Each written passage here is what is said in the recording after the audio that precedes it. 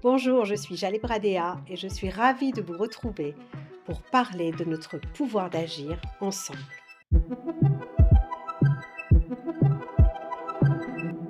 Pour cet épisode, je suis très heureuse d'accueillir Cyril Guyard. Bonjour Cyril, Bonjour Jalé merci d'être avec nous. et merci pour l'invitation. Avec plaisir.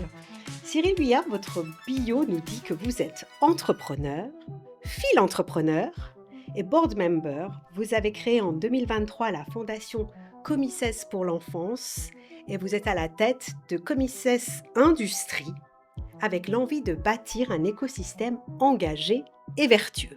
Rien que ça. Absolument. C'est génial, j'adore. Et c'est pour ça d'ailleurs que les entreprises s'engagent m'avaient parlé de vous. Et d'ailleurs, quand je vois votre biographie, moi évidemment, le mot qui a beaucoup attiré mon attention, c'est philanthropreneur. Expliquez-nous. Alors effectivement, d'abord, on remercie les entreprises S'engagent de nous avoir mis en relation. Et c'est vrai que le terme philantrepreneur ne fait pas encore partie du Larousse. Alors ce que j'y vois derrière ce terme, c'est avant tout la notion d'entreprendre. Et pour moi, entreprendre, c'est créer des solutions, régler des problèmes avec une forme de créativité. Et tout mon propos, c'est d'essayer de transposer ces facultés-là au domaine de la philanthropie. C'est ce qu'on essaye de faire au sein de la Fondation Comice pour l'enfance. Et en particulier, que fait cette fondation déjà le nom, que signifie ce nom? Pourquoi cette fondation? Est-ce que vous pouvez nous dire? Bien sûr. Alors, s'agissant du nom, Comice a une double signification qui essaye de représenter mes deux activités. S'agissant de l'activité plus professionnelle sur laquelle on reviendra, ça fait écho aux comices agricoles, qui sont un regroupement finalement d'agriculteurs pour défendre leurs intérêts. C'est ce que j'essaye de faire modestement à l'échelle des PME. Et s'agissant de la notion plus, j'allais dire, sociétale, philanthropique, ça renvoie à la Rome antique, où c'était une assemblée du peuple qui statuait pour essayer de faire progresser la société. Donc ces 2 termes ont 2 significations différentes et finalement, vous les avez fait se rejoindre Tout à dans fait, l'environnement Comices, que ce soit avec la fondation ou avec le groupe qui est Comices Industrie, c'est ça? exactement. Et qu'est-ce qui fait qu'un jour, quelqu'un comme vous, qui à la base est donc entrepreneur, on a compris, décide de créer une fondation? Qu'est-ce qui s'est passé? Il y a, je crois, une histoire personnelle derrière ça. Absolument. Alors, j'ai coutume de dire que je me serais bien passé de la genèse de la fondation, puisque ça fait suite à la découverte d'une tumeur au cerveau de mon fils, Léon, qui était alors âgé de 2 ans et demi. Donc effectivement, j'allais dire après le choc de la découverte, c'était le 10 janvier 2023, je me suis retrouvé à passer pas mal de temps à l'hôpital et j'ai croisé, beaucoup de personnes, qui en fait, de mon point de vue, avaient beaucoup de moins de chance que j'estime en avoir eu dans mon malheur. En premier lieu sur le diagnostic, de leur enfant, mais également sur, j'allais dire les conditions dans lesquelles elles vivaient, la maladie. Mmh. Donc typiquement pour, en citer quelques-unes, j'ai compris qu'elles avaient des problématiques, assez fortes de logement, qu'il y avait une forme de précarisation qui était induite par la maladie et par ailleurs que les hôpitaux et la recherche médicale souffraient, de manque de moyens et tout ça m'a vraiment touché et je me suis dit que, il fallait faire quelque chose, il fallait agir. Alors à l'époque, j'avais pas encore, vraiment la notion du fait qu'il y avait un pouvoir d'agir, mais je crois qu'on va revenir dessus, plus tard. Absolument, bah oui, vous êtes là pour ça.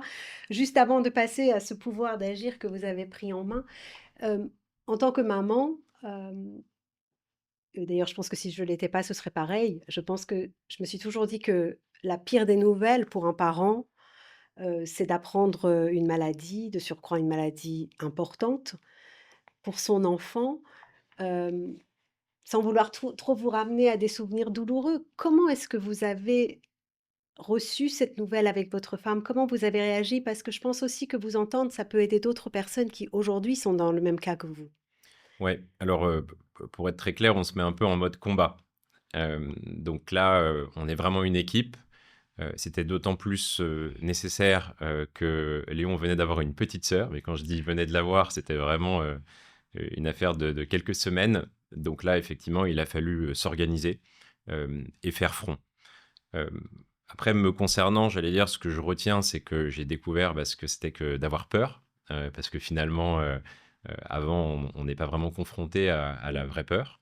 Ça, c'est la première chose et ensuite, bon an, mal an, j'ai découvert que finalement l'action, le fait d'être en mouvement, me rassurait. Alors peut-être me divertissait aussi, mais je pense surtout me rassurait. Et donc c'est de cette façon que vous avez pris en main votre pouvoir d'agir. Et là, vous créez la fondation en ayant été confronté à d'autres parents qui sont dans la même situation que vous, à d'autres enfants qui sont dans la même situation que Léon. Et vous faites quoi en particulier? Alors, effectivement, je pense, quand vous, rappelez ça, il y a une chose qui me revient, c'est que finalement, au début, je le fais de manière, en réalité, assez égoïste. C'est finalement pour canaliser mes émotions, la colère, l'incompréhension, Est-ce que l'injustice. c'est égoïste? Je crois pas, en tout enfin, Quand vous le dites, parce que j'ai quand même découvert en parlant avec vous beaucoup d'humilité face à la situation, mais tant mieux, hein, ne changez rien, restez humble, mais se mettre en mouvement, est-ce que c'est pas aussi une façon de répondre tout simplement, avec les moyens que vous aviez? si, tout à fait. Et alors, effectivement, dans un second temps, ce qui m'a beaucoup entraîné et qui a participé de ça, c'est que j'ai pris la mesure qu'on pouvait finalement changer les choses Mmh. et que plusieurs personnes, bah, adhéraient, à ce qui était à l'origine que des idées et en participant, elles contribuaient à accélérer cette dynamique, de mouvement.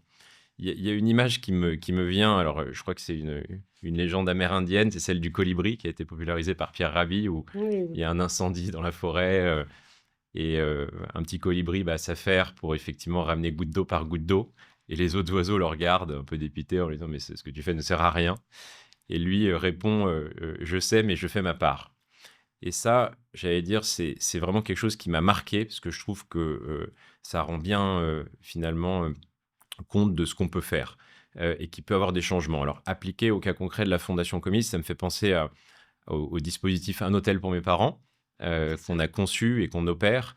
Donc peut-être pour, l'expliquer un Oui, peu, je veux bien. Mmh. en détail, concrètement, quand je comprends que certaines familles, qui viennent de toute la France et qui sont, finalement, j'allais dire, indiquées vers tel ou tel établissement, elles sont confrontées à la problématique de logement que j'évoquais et faute de moyens, pour certaines, elles se retrouvent, à dormir, dans leur véhicule la nuit ou autre, témoignage qui m'a là aussi, vraiment fait mal au cœur, certaines personnes se cachent littéralement dans les toilettes pendant la ronde de sécurité pour pouvoir quand Pour même rester dormir oh là là. effectivement dans le lieu de l'hôpital. Donc ça m'a vraiment fait mal au cœur parce qu'encore une fois, quand j'étais en train de pleurer dans le couloir de l'hôpital, les premières personnes qui m'ont tendu la main, c'est elles. Et donc pour elles, j'ai voulu effectivement, trouver un moyen d'agir et d'un coup, je me suis dit: «Mais finalement, il y a quand même des hôtels de partout en France. Il y en a aucun qui a 100 de taux d'occupation en permanence. Donc pourquoi est-ce qu'on n'irait pas récupérer la capacité hôtelière qui est finalement disponible, qui est déjà là? Il y a déjà les murs, il y a déjà, la bonne électricité, la réceptionniste et pourquoi on n'irait pas mettre cette capacité hôtelière finalement, à la disposition des hôpitaux pour que eux mêmes ils puissent derrière, proposer ces solutions de logement aux familles d'enfants malades et c'est comme ça que le dispositif est né. On a franchi, non sans, joie, la barre des 3 000 nuitées offertes. C'est plusieurs centaines de nuitées qui sont maintenant, offertes, chaque mois, heu, à quasiment tous les hôpitaux de pédiatrie, de Paris et beaucoup de CHU, maintenant en France. Génial. Donc de façon concrète, effectivement, un enfant, malade doit être hospitalisé parfois dans un hôpital bien spécifique. Par exemple, à Paris, on connaît Necker. Tout à fait. Et les parents qui vivent ailleurs, loin, parfois peut-être même juste en région parisienne, mais à 1 heure, bah, c'est comment on fait? D'ailleurs, comme vous disiez, il y a la fratrie. Et donc vous vous êtes rendu compte de cette problématique et vous vous êtes dit: «Je sais qu'il y a une solution à trouver» et vous êtes allé convaincre des hôtels de laisser à disposition des chambres et la fondation les prend en charge. C'est ça ces chambres ou c'est les hôtels qui vous les laissent aussi de façon gratuite? Comment ça se passe? Alors effectivement, c'est, j'allais dire, une démarche collective qui est, là aussi tournée vers les parents d'enfants malades. Chacun fait sa part, là aussi, je vous explique en détail. Concrètement, chaque hôtel nous met à disposition sur une plateforme qu'on a fait développer en mécénat de compétences, cette capacité hôtelière et au moment où l'hôpital rentre juste le nom, le prénom, l'adresse mail, le numéro de téléphone du parent de l'enfant, ça équivaut à une réservation irrévocable pour l'hôtelier. Et fiscalement, à ce moment-là, alors pardon, ça peut être un peu Non, barbant, non, mais non, ça a mais son c'est intérêt, important. Oui, ça équivaut à un don en nature de d'accord. l'hôtel à notre fondation. Et on est donc capable d'émettre à ce moment-là un reçu Fiscal fiscal pour pour l'hôtel. acter de ce don à l'hôtel. Ce qui veut dire que l'hôtel donne, mais c'est pas comme si l'hôtel perdait complètement une chambre, mais quand même un peu. Ça veut dire Exactement, chacun fait, comme vous disiez, ça chacun fait le colibri, en fait, à son niveau. tout à fait, c'est D'accord, exactement ça. OK, très bien. Donc c'est ça, le truc est bien rodé. On voit bien le chef d'entreprise qui s'est mis derrière et qui a monté la structure qui fonctionne aujourd'hui pour les parents et quand même qui allège au moins un peu ces moments de vie qui sont très compliqués. J'avais aussi cru comprendre dans une autre de mes émissions, qui s'appelait «Envie d'agir» avec un parent aussi qui avait traversé cette expérience d'enfant atteint de cancer, qu'aujourd'hui il y a plus de 50 000 enfants ou adolescents atteints de cancer en France, mais ça représente en fait 0,6 des cancers. Ce qui fait que, pour les laboratoires pharmaceutiques, ce n'est pas un nombre suffisant pour commencer à faire des recherches spécifiques, alors que justement, il faudrait des traitements spécifiques. Est-ce que vous œuvrez aussi dans ce domaine-là? Alors effectivement, il y a des enjeux de volume, comme vous le rappelez. Il y a beaucoup plus de cas effectivement pour les adultes et donc quelque part, beaucoup plus de moyens qui sont dévolus, alors qu'on n'a bien entendu pas envie de délaisser, les enfants. Je dirais de manière générale que la problématique de la recherche médicale, elle est très importante. Elle est, j'allais dire même critique. Il y a de moins en moins, d'argent, disponible. On entend, suffisamment, dans les médias. Donc effectivement, la générosité du public, est plus que jamais, nécessaire. Alors la manière dont on a décidé effectivement, de s'attaquer, si je puis dire, à la problématique, c'est déjà de dissocier effectivement la guérison, le fait de guérir le cancer et le Mmh. fait d'accompagner les malades. Alors sur le fait d'accompagner les malades, on l'a déjà un peu évoqué avec Un hôtel pour mes parents, mais s'agissant de la guérison, on a décidé, nous concernant, de nous adosser quelque part à une structure qui, nous paraissait, réunir toutes les qualités, je parle ici de l'Institut Curie. Très célèbre et très réputé pour tout le travail qu'ils effectuent, sur le cancer, bien sûr. Et Absolument, partout dans le monde d'ailleurs, hein. exactement. Des équipes formidables, une Mmh. reconnaissance effectivement internationale comme vous l'évoquez, une image, j'irais jusqu'à dire, qui est exceptionnelle puisque Marie Curie a quand même eu 2 prix Nobel dans 2 Oui. disciplines différentes, ce qui est pas banal, a fortiori, à l'époque. Et vraiment, c'est des équipes qui sont, formidables. Donc la manière dont on a décidé de s'engager à leur côté, c'est finalement de lever des sous, pour elles par tous les moyens, qu'on peut mettre en œuvre. Donc, me concernant, j'ai un mandat auprès d'eux en tant que membre du comité de campagne. Donc concrètement, on se réunit avec d'autres chefs d'entreprise pour essayer d'activer tous les leviers qui sont les nôtres pour l'Institut Curie. J'utilise par ailleurs quelque part le véhicule de ma propre fondation, où Mmh. j'essaie de concentrer certaines ressources auprès d'autres cibles qui sont sensibles au positionnement de la fondation. Donc là, je pense à certains dirigeants de mon écosystème, de ma vie d'avant, qui D'accord. sont, j'allais dire, sensibles, là aussi, contents de pouvoir financer la recherche médicale par le biais de ma fondation, qui concrètement va faire des dons assez spécifiques. On va financer des projets bien donnés et on va fournir un reporting ensuite à nos donateurs, directs et indirects, sur concrètement à quoi ont servi ces dons-là. Donc c'est une autre manière. Et je finirai par un troisième moyen, pour toujours essayer de lever des fonds qui est assez important, c'est les événements sportifs. Mmh. On a à cet égard organisé par exemple un tournoi de tennis où on a fait concourir des entreprises qui aiment bien dans la vraie vie économique s'affronter. Et donc là, on leur a donné l'opportunité de le faire sur un terrain de tennis, pardon. Et effectivement, pour elles, c'était un moyen de faire quelque part un peu de networking, de faire valoir leur qualité d'entreprise vis-à-vis de leurs concurrents. Et lors de cette journée, par exemple, de récolter des sommes assez significatives et de les remettre le jour J à un représentant de l'Institut Curie qui est venu expliquer ce qu'il faisait avec ces sommes-là. Donc il y a aussi une Oui, c'est portée. toujours très important de savoir à quoi sert ce qu'on donne, qu'on soit particulier ou entreprise.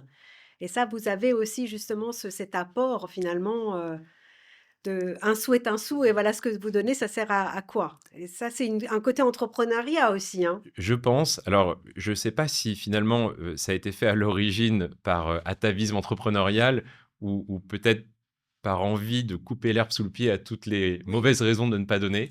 En tout cas, l'objectif est là, c'est on active absolument tous les moyens qu'on peut pour servir la cause finalement, qui encore une fois en a bien besoin. On parle de l'Institut Curie, mais il y a aussi tout un tas d'autres établissements qui ont les mêmes problématiques, si ce n'est davantage. Donc on peut que effectivement encourager la générosité du public à soutenir ces institutions qui en ont vraiment besoin. Et est-ce que Léon, il sait à quel point cette épreuve qu'il a surmontée comme un super champion qu'il est, est-ce qu'il sait tout ce que ça a généré derrière? Je suis pas certain qu'il en ait aujourd'hui, vraiment la pleine conscience. En revanche, bah, je me plais à croire et dans mes actions, il y a toujours un petit peu ce côté-là que plus tard, bah, j'espère qu'il sera fier effectivement de tout ce que ça a pu, générer. Effectivement, j'en suis sûre, ou même lui-même sera certainement très engagé sur un thème, je veux bien prendre le pari. Alors vous, vous êtes un entrepreneur engagé et reconnu comme tel. Dans le baromètre de l'engagement en 2025 des entreprises s'engagent, j'ai noté 2 données qui devraient vraiment vous intéresser. 89 des entreprises considèrent la prise en compte des enjeux sociaux comme incontournable et 86 des dirigeants souhaitent avoir un impact positif sur la société et l'environnement, dont certainement beaucoup de ceux qui sont dans votre environnement à vous avec la fondation et qui agissent notamment pour le cancer. Qu'est-ce que ces chiffres vous inspirent? Comment vous le voyez, vous, en France, dans notre pays aujourd'hui?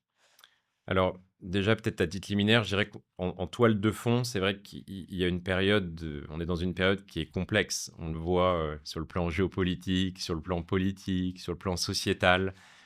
Euh, L'IA, j'ai encore été confronté il y a peu de temps, elle donne des craintes à beaucoup de salariés aussi sur l'avenir de leur emploi. Donc, tout ça crée un contexte qui est pas aidant.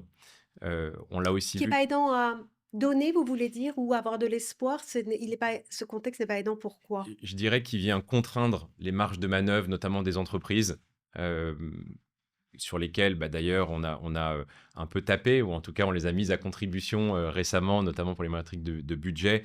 Donc je dis juste qu'elles sont sous pression, déjà, d'un point de vue économique, elles sont mises à contribution et donc derrière, je pense que ça limite leur budget et je l'observe aussi d'un point de vue, bah, générosité, parce que les entreprises contribuent beaucoup, Oui.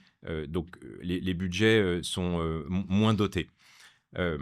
Après, s'agissant des chefs d'entreprise, des dirigeants, c'était votre question initiale, je pense que dans leur globalité, il faut pas oublier de rappeler que l'écrasante majorité des entreprises, ils ont envie que ça se passe bien pour tout le monde, pour leurs salariés. Et d'ailleurs, c'est exactement la même chose pour les salariés. Ils ont envie d'aller au travail avec le sourire, que tout se passe bien.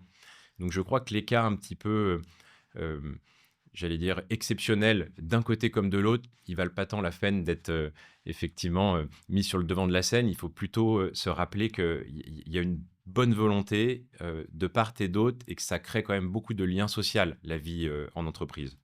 Mais que ça suppose de créer une dynamique, en particulier pour les chefs d'entreprise. Pour moi, c'est le rôle du dirigeant, en fait, de créer cette dynamique-là. Alors, c'est vrai que dans mon métier, celui de comice industrie, euh, notre métier, c'est de reprendre des PME, des PME qui sont en fait confrontées à cette situation-là, à la situation de devoir être cédé, parce que le dirigeant, pour des raisons qui lui appartiennent, la pyramide des âges joue, souhaite passer à autre chose, céder. Et donc, notre métier, bah, c'est effectivement d'intervenir à ce moment-là et de fédérer ces PME pour que, par ailleurs, elles aient plus de moyens ensemble et qu'elles se portent finalement mieux derrière. Et le parallèle que je fais avec l'activité philanthropique, c'est une de mes manières à moi de répondre à votre question initiale, c'est que finalement, dans mes activités philanthropiques comme dans cette activité professionnelle, qu'est-ce qu'on fait? On rassemble des personnes pour essayer de résoudre un problème, une situation. Et toute notre mission, si je puis dire, c'est de construire des projets où chacun, finalement, a une bonne raison de participer, et idéalement avec enthousiasme. Je voudrais un peu mieux comprendre ce que vous dites concernant les PME. On pourrait dire que vous êtes une sorte d'investisseur? Vis-à-vis des PME, vous dites en fait une PME doit être cédée parce que, par exemple, si je comprends bien, le dirigeant part à la retraite. Quand vous dites pyramide des âges, c'est ça que vous voulez dire? Tout à Et fait. donc à ce moment-là, vous, vous regardez les dossiers, vous vous dites: «Tiens, cette PME-là, à cet endroit-là, me paraît, prometteuse ou il y a quelque chose à creuser, donc on va y investir, investir du temps, des ressources pour qu'elle puisse, vivre mieux», c'est ça? Exactement. Alors, c'est peut-être un peu de sémantique et une nuance qui est ténue, mais disons qu'investisseur, c'était peut-être plutôt la première partie de ma carrière. Dans cette Oui, nouvelle vous étiez partie, chez des dans de grandes maisons bien connues d'ailleurs, hein, en investissement, donc ça, c'était la première partie et maintenant? absolument, donc finalement des maisons qui se voyaient confier des sous et qui le réinjectaient dans le tissu économique français pour reprendre ces PME. Mais comme elles se voyaient confier ces sous, notamment par les caisses de retraite, les mutuelles et groupes d'assurance français, elles devaient le leur rendre. Et c'est vrai que me concernant, au fil des années, ça commençait à arriver avec une certaine forme de frustration parce que, quand on met du cœur à l'ouvrage, à accompagner ces PME, on s'attache, aux personnes, aux projets industriels et quand il s'agit de passer la main, parce qu'encore une fois, il faut bien faire face, aux enjeux, de retraite et aux dépenses de santé, c'est une aventure humaine qui est, un peu écourtée. Je dis un peu parce que la plupart des personnes que j'ai accompagnées, elles sont, des soutiens de la fondation ou de mon groupe aujourd'hui. Donc l'aventure humaine, c'est pas totalement arrêté. Et s'agissant des projets industriels, là aussi, ils sont un petit peu écourtés, donc ça me frustrait. Et j'ai voulu effectivement passer dans une autre forme d'accompagnement qui n'était pas arrêté dans le temps. Donc le projet de Comics Industrie, il est différent de celui d'un investisseur qui vient en général pour effectivement investir et puis effectivement revendre pour prendre une plus-value. Nous, j'allais dire, on achète pour bâtir, là où d'autres achètent pour revendre. Depuis combien de temps vous faites ça? Ça fait 2 ans maintenant, un peu Oui, plus de donc deux c'est ans. quand même nouveau. On peut quand même penser aussi que ça peut être lié à votre épreuve de vie qui vous a transformé. Parce que justement, c'était une des choses quand j'ai vu votre background, je me suis dit, mais oui, parce que moi j'étais restée sur l'idée d'investisseur. Je me disais, mais en fait, un investisseur, il veut investir. Surtout, il veut récupérer son argent, mais il veut récupérer plus que ce qu'il a investi. Sinon, on peut ne rien faire. Et donc, est-ce qu'aujourd'hui, pour quelqu'un comme vous, les valeurs, l'engagement dans une entreprise, ça a son importance au moment où vous commencez à mettre de vous dedans. Donc pas que de l'argent, aussi de votre temps, de votre savoir-faire, de vos équipes. Est-ce qu'aujourd'hui, cette valeur engagement, pour vous, est une vraie valeur? Et je veux pas une réponse bateau, hein. Dites-nous vraiment, parce que je pourrais aussi entendre le contraire. Non, non, alors absolument. Alors déjà, il faut rappeler effectivement qu'une entreprise, elle est là pour gagner des sous, tout simplement pour viabiliser son projet d'entreprise. C'est en étant rentable qu'elle peut recruter, heu, former ses équipes, qu'elle peut investir et finalement, préparer son avenir.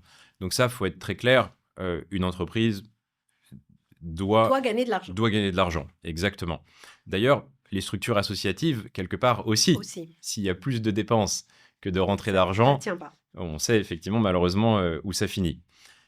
Donc ça, c'est très important. Après, je pense que l'enjeu, en tout cas nous concernant, c'est de réconcilier les impératifs de court terme, donc gagner de l'argent, avec des objectifs davantage de long terme.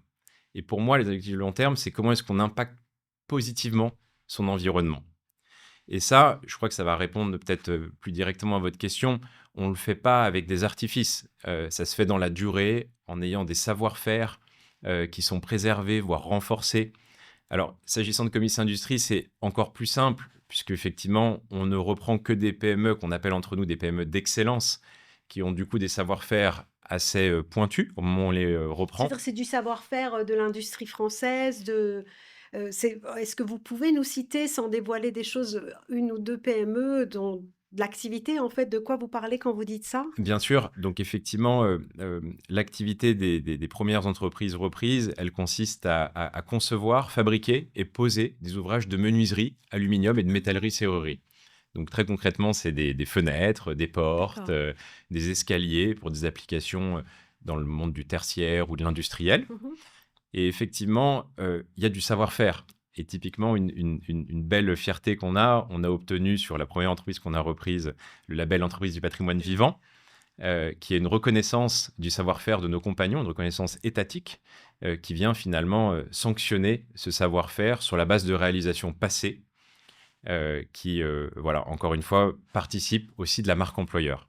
Oui, et vous soulevez aussi un point très important, c'est que tout ce savoir-faire que la France détient, on n'a pas intérêt à le perdre. Donc heureusement qu'il y a encore des PME où il y a ces savoir-faire sont exercés et qu'il y a des personnes comme vous et les personnes qui vous accompagnent, qui les aidaient à rester ici. On est bien d'accord, il y a quand même aussi une logique, économique, pour un pays derrière. Tout à fait et je pense que c'est un bon moyen de rappeler que les PME, elles jouent un rôle capital finalement dans, l'activité économique, du pays. C'est elles qui, emploient, je crois, le plus de salariés. C'est ce que j'ai lu aussi. Donc, ça, c'est effectivement assez important et de la même manière que, beaucoup de grandes entreprises, enfin, ou plutôt certaines grandes entreprises changent parfois le monde, je crois que, Oui, nos PME, elles changent, elles, systématiquement leur territoire. c'est ça. dans une action très concrète du quotidien. Alors effectivement et c'est génial parce que vous me faites une transition toute trouvée, toujours dans le même baromètre de nos amis les entreprises s'engagent. J'ai relevé que l'engagement se vit d'abord au plus près du terrain pour 97 des personnes interrogées et en particulier auprès des TPE-PME. Donc c'est exactement ce que vous dites. En effet, d'ailleurs, est-ce que par ces temps très durs où ça va pas bien partout dans le monde, est-ce que s'engager, c'est pas s'engager à côté de chez soi? Est-ce que c'est pas un peu ça que vous faites ou vous aidez à faire? Je crois, c'est ce qu'on fait, c'est ce que font énormément d'entrepreneurs et de salariés au quotidien, hein. Ils nous ont, heureusement, pas attendus. On essaie juste effectivement, de poursuivre ça. Alors s'agissant de la territorialité, là aussi on est aidé, la réponse, j'allais dire, est facilitée puisque l'activité que je vous décrivais, la fabrication, de ces ouvrages-là qui sont assez imposants, elle fait que structurellement, ils se déplacent mal. Donc de toute façon, on est dans une logique assez locale. Et par ailleurs, cette proximité avec nos clients, elle nous permet aussi d'être réactifs. Donc, pour être très direct, si une menuiserie arrive cassée pendant le transport ou pas aux bonnes cotes, On refait. on refait assez facilement et on peut revenir sans interrompre le chantier pendant 6 semaines parce que ça doit venir d'un autre pays ou d'une usine à l'autre bout du pays. Donc, on est aidé là aussi. Est-ce que l'avenir de l'industrie, c'est donc une sorte d'artisanat, si j'entends bien de ce que vous dites? Alors, en tout cas, de notre côté, je pense que on a à charge d'entretenir ça, de renforcer les savoir-faire. On a eu la chance récemment d'avoir Ousmane, un de nos apprentis, qui s'est vu décerner une médaille au concours des meilleurs apprentis de France. On est extrêmement fiers de lui, d'une part parce qu'il est très méritant. C'est quelqu'un qui a rejoint le territoire français il y a 4 ans pour étudier, qui a vraiment mis là aussi du cœur à l'ouvrage, c'est le moins qu'on puisse dire. Et toute l'entreprise concernée, qui est près de Mâcon, euh, l'entreprise Relais, finalement, comment dire, dédié aussi à ce qu'il ait les meilleures conditions de réussite. Donc ça passe par des choses qui peuvent paraître banales, mais qui néanmoins sont importantes. On lui a permis de travailler dans des horaires qui étaient élargis, donc il y a des conditions de sécurité à maintenir. Il y a le chef d'atelier métallerie qui lui a consacré du temps. Comme il lui consacre du temps, son adjoint, il a dû redoubler d'efforts pour que ça fonctionne bien. Bref, c'est un effort collectif. Et ce qu'on aime beaucoup dans cette histoire, alors, elle date d'il y a 2 semaines, donc c'est pour ça que j'en parle, c'est que elle est aussi source d'inspiration pour tout le monde. Parce que ça montre que quand on met du travail, de la volonté, ça paye finalement. C'est ce qui est un très bon message à passer, franchement. Tout Je à pense fait. que ça rend très positif. Une petite chose concernant, les chambres d'hôtel, je fais un retour en arrière. Donc vous m'avez bien dit que c'était partout en France, hein, c'est pas que en région parisienne. Vous œuvrez et vous continuez à avancer. Comment vous faites pour convaincre, les dirigeants d'hôtellerie, à vous laisser, malgré tout, ils pourraient toujours se dire: «Cette chambre-là, je pourrais quand même finir par la louer à quelqu'un». Donc comment vous faites? C'est quoi votre démarche? Qu'est-ce que vous leur dites? De quoi vous avez besoin? Voilà, peut-être qu'il y en a qui nous écoutent et qui voudraient vous aider d'ailleurs. Merci beaucoup effectivement. Alors pour répondre à la question, on a aujourd'hui l'essentiel des volumes des chambres qu'on met à disposition qui est concentré à Paris, parce que c'est là qu'on a démarré, c'est là qu'il y a le plus d'établissements dits de référence ou de spécialité. Donc il y a une problématique structurelle accrue, puisqu'on reçoit concrètement des patients qui viennent de loin, donc il y a encore plus de problématiques de Bien logement. sûr. Mais effectivement, on a signé des partenariats avec 8 CHU en dehors de Paris. Il y a 2 d'entre eux, notamment à Marseille, à Lille, où ça a démarré. Donc, si on peut effectivement faire un petit appel Ouais, à tous les hôteliers, c'est bienvenu. bah, oui, on va Heu, faire un appel. Vous pouvez peut-être leur dire: «Les chers hôteliers de Marseille» oui, et où déjà? de Lille et puis les autres De Lille géographies, et de puisque Géographe. On a besoin de vous. S'il y a des chambres dispo ou peuvent être dispo, et ben ça dépanne des familles qui sont dans des problématiques vraiment difficiles, hein. exactement, et je Donc, précise que pour les hôteliers, ça vient sans engagement de volume. Donc on a voulu quelque d'accord. chose qui soit Chacun très fait comme il pragmatique. peut, en fait. Exactement, chacun fait sa part au C'est moment où il ça. le juge opportun. Décidément, le colibri, ce sera un peu le mot-clé de cette Ce sera le fil rouge. conversation, j'ai l'impression. Exactement, et je rajouterais juste un point, c'est que, les concernant, il y a le reçu fiscal dont on a parlé, donc qui est Oui, bien parce que ça donne une sorte de compensation, exactement, exactement. pécuniaire, une Ça coûte incitation, plus. on va le dire comme ça. Mais ça permet aussi à ces hôteliers de travailler, leur politique RSE. Et la belle découverte, qu'on a eue, que franchement j'avais pas anticipé, c'est que ça leur permet aussi de travailler leur marque employeur. Mmh. Et ça, c'est important, a fortiori dans des secteurs, Qui sont en concurrentiels. tension, parce que c'est Exactement, des secteurs où on a toujours besoin de monde, où il y a jamais assez de monde. tout à Donc fait. effectivement, donc next step, ce sera l'hôtel et puis les restaurants, parce que là aussi, c'est un secteur en tension. Si par ailleurs, ils peuvent offrir des repas à vos familles, ce serait pas mal. Ça pourrait être le Ça peut cas, être également, la prochaine absolument. étape de la fondation. Alors, ce serait trop facile de vous demander quel animal vous représenterez au quotidien, vous, en tant que personne engagée. Donc, je vais vous demander s'il y a un objet qui vous représente dans votre engagement, ce serait quoi? Hem, alors un objet, écoutez, je pense que je dirais, j'espère que ça qualifie objet, je dirais une fenêtre. Ah bah oui, Hem, en plus, ils en fabriquent, ils ont eu un prix. absolument. Alors effectivement, notamment parce que ça représente l'ouverture sur le Ah, monde. c'est très beau. Donc ça, je trouve que c'est important parce que, voilà, ça a plein comment dire? De conséquences positives. Ensuite parce que et ça représente là aussi, je pense pas mal de projets que je vous ai évoqués, quand on se voit fermer la porte, faut essayer de rentrer par la fenêtre. Exactement, j'allais vous le dire. Je sens que tout en douceur, parce que Cyril, je vous connais vraiment pas depuis très longtemps, mais tout en douceur, je suis sûre que si on vous ferme la porte, vous passez par la fenêtre, mais Absolument. gentiment, discrètement, hein. Exactement, Donc c'est ça, fenêtre, c'est très joli, une fenêtre sur le monde et sur l'espoir aussi, exactement. j'entends. Ben, super, j'adore, je retiens.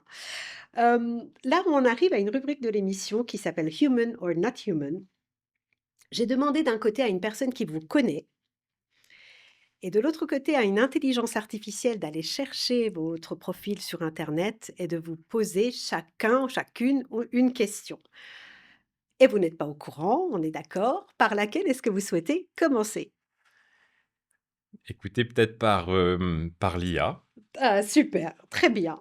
Alors, l'IA a dit, en parcourant tout ce qui vous décrit sur Internet, j'ai trouvé d'un côté un homme qui passe sa vie à évaluer des risques, à peser des investissements, à décider avec méthode, et de l'autre, un père confronté à quelque chose d'absolument incontrôlable et incalculable. Comment est-ce que ces deux hommes-là coexistent en vous? Hem, Pas mal, hein? ouais, pas mal, hein, comme quoi, une IA peut générer de l'émotion, je l'aurais pas cru. Pour le coup, je pense qu'effectivement je commençais à le dire, en fait, ces épreuves-là, ma manière de le gérer, ça a été d'être dans l'action.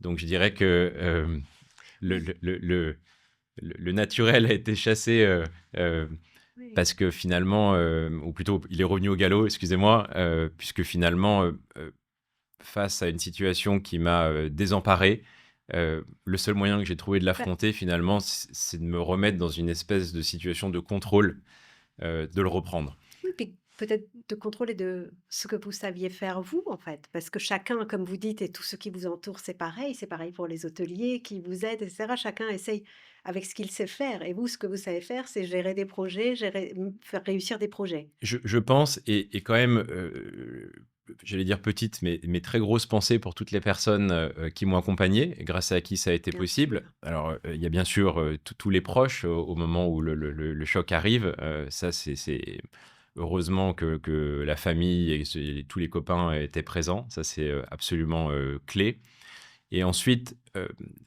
sur tous ces projets, à l'origine, c'était qu'une idée. Et quand j'ai appelé, je pensais, me prendre effectivement davantage de portes. Alors j'en ai pris beaucoup, d'où l'image, c'est pour ça que ça m'a fait penser, à la fenêtre. Mais, il y en a énormément aussi qui ont répondu Ouais. vraiment spontanément avec leur cœur. Je pense à plein de personnes, sur un hôtel pour mes parents dont on a parlé, je suis obligé d'en citer quelques-unes. Je pense à Solène Devis qui est la dirigeante de la chaîne Oco Hotel. Quand je l'ai appelée, alors que c'était qu'une idée, elle m'a répondu spontanément oui. Mhm. Hem, quand, j'ai appelé, Olivier Derennes et Sébastien Crépy qui sont, 2 avocats, ils ont été les premiers à me dire oui et me mettre à disposition les ressources de leur cabinet. Mhm. Quand j'ai appelé, hem, mes anciens associés qui, justement, possédaient une société qui était active dans un domaine qui nous permettait de gérer ces réservations, ils ont tout de suite, dit oui et ils ont cru, au projet. Donc Pourquoi effectivement, les gens s'embarquent comme ça, vous pensez, avec quand on a un engagement comme le vôtre? je pense qu'il faut, enfin, ils le font avec le cœur et avec la raison. Il faut les 2. faut être complet. Donc c'est vrai que, véhiculer une forme d'émotion chez eux, ça aide. Je pense que pour certains, ils se sont dit: «Bon, bah, Ça aurait pu être moi d'ailleurs, hein, c'est une épreuve que tout le monde peut traverser. absolument». Et après, je pense que, ils ont, ils se sont dit que finalement, ils allaient, eux aussi faire leur part. Je reviens dessus, mais j'y crois vraiment et que ce soit, pour des raisons de cœur, ou, plus rationnelles et c'est pour ça qu'on a essayé de mettre toutes les chances de notre côté et d'aligner finalement, tous ces avantages pour eux aussi. Aligner toutes les fenêtres pour voir le plus loin possible Exactement. finalement. Alors la question d'un proche, donc qui doit je suis sûre qu'il fait partie des personnes auxquelles vous pensez aussi. Il s'agit de Baudouin Motte, que j'ai réussi à choper. Il vous dit: «On lit et on entend beaucoup de constats un peu désabusés sur les jeunes générations dans le monde du travail. Que répondriez-vous?» parce qu'il vous voyez aussi comme il sait que je vous vois. «Que répondriez-vous à un dirigeant d'entreprise qui vous dirait de manière caricaturale que cette jeunesse ne sait plus travailler et qu'elle n'est pas assez appliquée ou pas aussi appliquée que ses aînés?» Hem, D'abord, est-ce que c'est un constat que vous faites ou pas? Écoutez, c'est un constat qu'on entend. C'est ce qu'il a l'air de dire, ouais. Mmh. Effectivement, un discours, je pense, un petit peu, de circonstance, «C'était mieux avant» et Oui, cetera. Voilà, je sais pas si déjà, à l'époque, c'était pas le cas bah finalement, oui.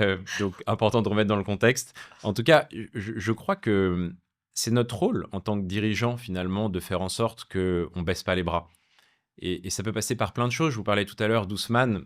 Finalement, c'est à nous, en fait, d'encourager ces initiatives-là et de faire en sorte que, ce soit, contagieux, communicatif. Donc je pense que, voilà, ça fait partie des responsabilités, de tout dirigeant que de ne pas baisser les bras et de faire tout ce qu'il peut pour créer une dynamique positive. Aujourd'hui, qu'est-ce qui vous fait vous lever les matins? En dehors de l'odeur d'un bon café peut-être? Alors, en espérant, pas être trop faillot, je dirais, c'est le pouvoir d'agir. On Pour adore. pour le coup, en fait, le pouvoir d'agir, quand j'ai vu le titre de votre émission, je me suis interrogé sur ce que c'était. En fait, pour moi, le pouvoir d'agir, c'est de rassembler des ressources humaines, intellectuelles, relationnelles et financières pour finalement rendre possible quelque chose qui était peu probable au début. Hem Et je dirais que, ça, c'est absolument génial quand on le met en œuvre et donc c'est vrai que quand je regarde dans le rétroviseur, je me dis que finalement, les choses, que j'ai pu faire en justement en activant quelque part, ce pouvoir d'agir, c'est génial. J'y ai pris, aussi beaucoup de plaisir. Donc je dirais que c'est ça et effectivement, idéalement, le faire avec des gens, qu'on aime et qu'on estime. Mmh. Heu, Ça, c'est le nec C'est plus ultra, je dirais et exactement. donc c'est ce à quoi il faut aspirer, je crois et idéalement, et on en a parlé un petit peu au début, essayer de le faire pour que, nos proches et notamment nos enfants soient fiers de nous, plus tard. Là, on arrive aux choix cornéliens qui sont pas vraiment cornéliens parce que je vais vous donner des mots que vous découvrez aussi, qui résument un peu votre histoire et vous devez en choisir un ou pas choisir. C'est-à-dire ici, moi je suis sympa, vous n'êtes pas obligé. Merci. Donner ou investir? Investir, Colère ou espoir? espoir, Guérir ou accompagner? les 2. Ouais, on a le droit, c'est très bien. Grand groupe ou PME? PME. Tête ou cœur? Mmh, les 2 également. Métal ou bijoux? Métal. Enfin, fromage ou dessert? Fromage. Très bien, merci infiniment. Merci Cyril, on arrive au terme de notre interview. J'ai très à cœur, si ça vous va, que vous disiez quelques mots pour nos jeunes. Qu'est-ce qu'on peut leur dire quand on est un jeune dirigeant comme vous, qu'on a changé de vie, qu'on a fait plein de choses, mais à chaque fois pour avancer? Qu'est-ce qu'on peut leur dire pour aussi leur donner envie et de leur donner envie de prendre leur pouvoir d'agir? Hem je pense qu'effectivement, même si le tableau de fond a l'air un peu ombragé, on entend plein de choses effectivement peut-être peu enthousiasmantes, je pense qu'il faut, garder de l'optimisme et surtout garder en tête que, l'action, elle permet de reprendre le contrôle. Et je crois avoir essayé de faire passer ce message. Ça a été le cas pour moi. Donc j'ai envie de leur dire qu'il ne faut pas baisser les bras. Il faut vraiment y aller et essayer jusqu'au bout. Et que dans bien des cas, finalement, le monde est moins contraint que ce qu'on l'imagine. Donc j'ai vraiment envie finalement de les encourager. Génial. Et on dit quelque chose à Léon en particulier? Bah, on lui souhaite effectivement d'être heureux, comme je le souhaite à chacun, de trouver sa voie effectivement pour vraiment être heureux. C'est ce qu'on peut souhaiter, je crois, de plus beau à tout le À monde. tout le monde. Merci beaucoup Cyril, à très bientôt. On va vous suivre. Merci, Merci. Jalé. Et donc vous aussi, n'oubliez pas de nous suivre sur nos réseaux sociaux. Abonnez-vous, mettez des alertes pour avoir les nouveaux épisodes. Là aussi, c'est notre pouvoir d'agir, c'est de participer avec ce média. Et vous, votre pouvoir, c'est de nous aider à continuer à faire rayonner des personnes comme Cyril qui nous ont accompagnés aujourd'hui. Merci beaucoup. À Merci, bientôt. Jalé.